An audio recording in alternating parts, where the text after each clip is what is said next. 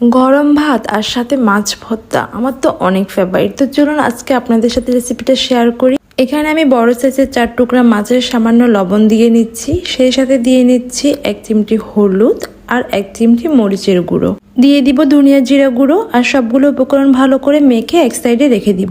একটা প্যানে কিছুটা তেল নিয়ে সেখানে আমি মাছগুলোকে ভেজে নিব। খেয়াল রাখতে হবে মাছগুলো যেন ওভার ফ্রাই না হয়ে যায়। এরপর সামান্য সরিষার তেল নিয়ে নিব, দিয়ে দিব সামান্য রসুন কুচি, সেই সাথে দিয়ে দিব পেঁয়াজ কুচি। পেঁয়াজ কুচিটা ভর্তাতে একটু বেশিই দিতে হবে। পেঁয়াজ আর রসুন কুচিগুলোকে একটু বাদামি কালার করে নিব। পেঁয়াজটা নরম হয়ে আসলে এখন দিয়ে দিব আস্ত কাঁচামরিচ কুচি। এখন আমি ভাজা মাছগুলো থেকে কাঁটাগুলো সরিয়ে নিচ্ছি, দিয়ে দিব আগে থেকে ভেজে রাখা পেঁয়াজগুলো।